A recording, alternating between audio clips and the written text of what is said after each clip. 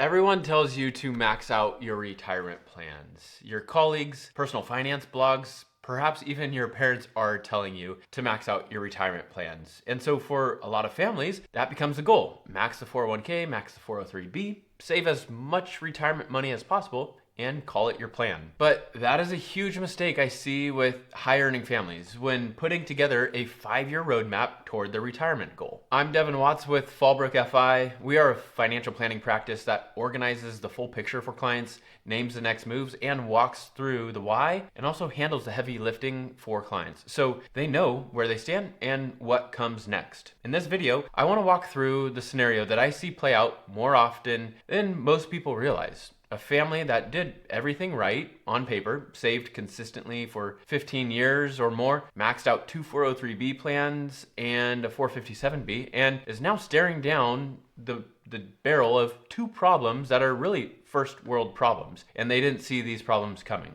I'll show you exactly what I mean. The mistake isn't that they saved, the mistake is that no one looked at all the right areas at the same time. So let's walk through this family situation because it probably sounds familiar for a lot of people. Both spouses work in jobs that offered a 403b. That's basically a nonprofit or healthcare world's version of a 401k plan. The husband also has access to a 457b, which is a deferred compensation plan, also qualified retirement plan. For 15 years, they have maxed out all three accounts every single year. In 2025, the employee contribution limit for a 403b plan was $23,500 per person. So with both spouses maxing those out, that's $47,000 going in pre-tax into the account annually just on the 403b side. And add the husband's 457b plan, that's another $23,500. And this family is pushing over $70,000 per year into pre-tax retirement savings. And that's not including the employer 3% matching contributions. All this together has allowed them to accumulate over $7 million saved for retirement. Now, here is the thing. They currently are sitting at the bottom of the 32% federal tax bracket. For married filing joint couples in 2026, the 32% tax bracket starts at $403,000 and some change of taxable income. So this family is earning well over $500,000. They are doing well. And every dollar pushed into the pre-tax accounts gives them a fantastic tax deduction at a high rate. Now, don't get me wrong. This looks like the definition of smart saving. Saving money and not paying more taxes than they need to. But the problem has two blind spots that are going to be very expensive if nobody addresses them.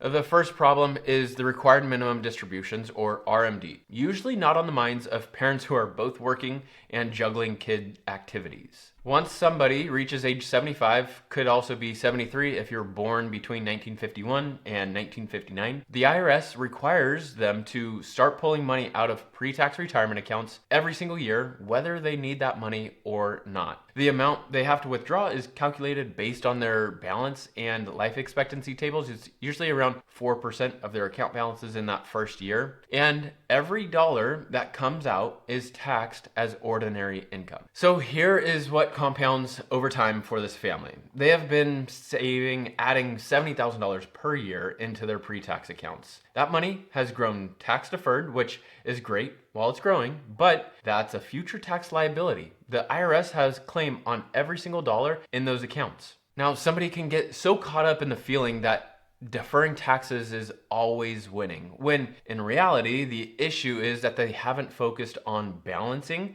throughout their lifetime so that when they're forced to take it out, they're facing this issue that was unexpected. Now let's think about this more concretely. A family that maxes these three accounts for over 30 years could reasonably accumulate over $7 million in pre-tax assets by retirement. Now, this family, they're also smart. They've diversified across their investment accounts, meaning they've saved into other tax buckets, meaning they've invested not just in their pre-tax accounts, but they've invested elsewhere, and that allows them to keep their pre-tax investments deferred. So they defer the pre-tax 403b and 457 until that money is required to be taken out because of RMDs at RMD age around 75. Because of the projected growth at age 75, RMDs on that balance of those accounts could easily be seen a force out or required distribution of $900,000 to over $1 million in mandatory withdrawals per year. And that's on top of Social Security income, all taxed as ordinary income. So yes, this family is currently at the bottom of the 32% tax bracket. However, their RMDs are projected to push them into the 35 and 37% tax brackets in retirement. For context, the 35% tax bracket for married filing joint couples in 2026 starts at $512,000, and the 37% bracket kicks in above $768,000. They work their entire careers trying to save on taxes, and the back end of their plan is setting them up to pay the most amount of taxes in their entire lifetime. That is the RMD tax bomb. And it is by far the most common thing I see families miss when they are so focused on maxing out their pre-tax retirement accounts. Tax laws change, contribution limits change, account balances grow, income changes, and Social Security eventually kicks in for most people. And if nobody is paying attention to how all of these things interact at the same time, those blind spots become inevitable throughout the years.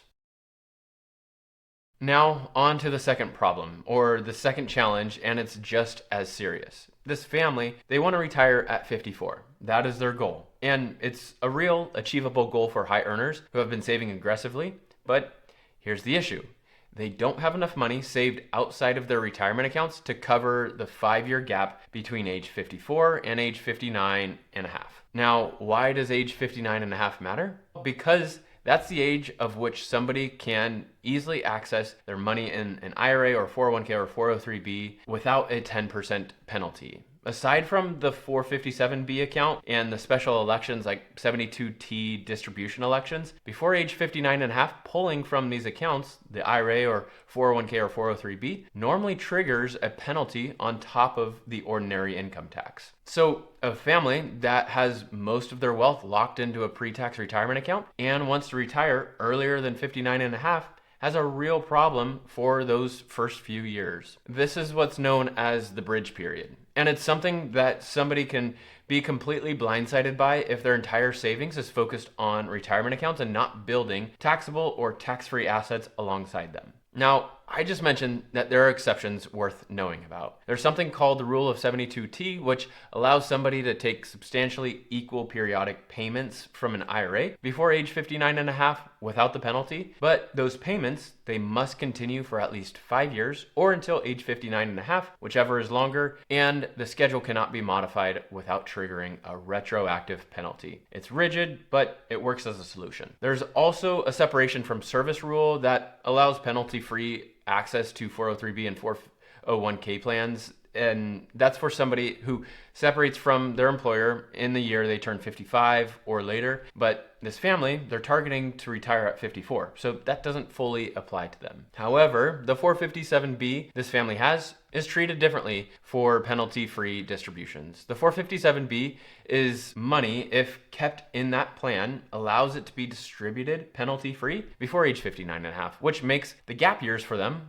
a lot less of a challenge. But nevertheless, this money distributed is taxed in the year of withdrawal as ordinary income. So this family could very well have a gap. They've saved almost everything into accounts that they could not touch until they were nearly 60. And this again just boils down to not spending enough time paying attention to all the right areas. Retirement account savings, yes, but also taxable brokerage accounts, savings accounts, and Roth accounts. All of it has to be part of the picture.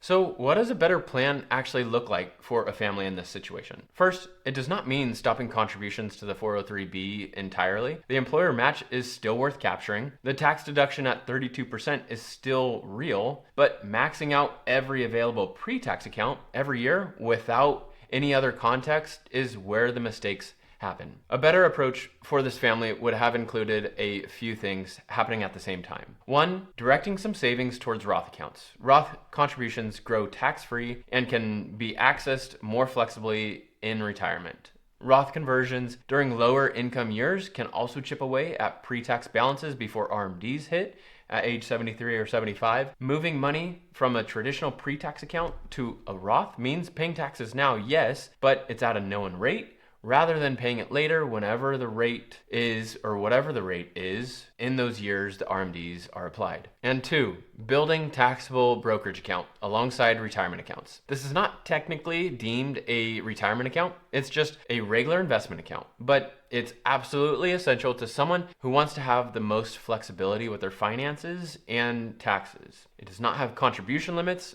The withdrawal restrictions are not there, or the RMD rules like retirement accounts are not present. It's the most flexible asset or account a family can own, and it's what funds a bridge period for a lot of families that have prepared well. Capital gain rates in a taxable account, potentially 0% to 15% for most retirees, are almost certainly lower than ordinary income rates they will face on required minimum distributions. And the third, actually modeling what the required minimum distributions will look like for them. Tax laws change, investment growth changes, family dynamics change, retirement timing changes, and so projecting that was done for RMDs 10 years ago may look completely different today. For example, RMD ages not too long ago were at age 70, and now they've changed to age 73 and 75. This family needs to see the actual numbers of what forced distributions will look like at age 75 and beyond, and what tax bracket that actually puts them in. The problem underneath all of it is not that they saved, it's that the plan was incomplete. Somebody can do everything that feels financially responsible, max the accounts, stay out of debt, save consistently,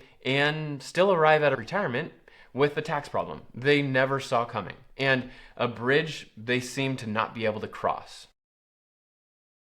So to bring this back to where we started, maxing out your 401k, your 403b, your 457b, it feels like the right move. And sometimes it is part of the right move. But done in isolation without looking at the full picture, it creates 2 very real problems down the road. First, a pre-tax account balance that generates RMDs large enough to put somebody back into the 35 or 37% tax bracket at a time in their life when they are no longer earning income and have fewer ways to offset it. Second, a retirement timeline that gets blocked because all their money is locked into accounts that they cannot access without penalties until they're nearly 60 years old. Let me know in the comments, is this something you're planning for with your retirement savings and your projections for your finances? And if you like this information, subscribe to Fallbrook FI's channel for more like this. Fallbrook FI is designed for high-earning households who are saving well and unsure whether they are making the right moves with their finances. Focused on financial planning that organizes the full picture, names the next moves, walks through the why, and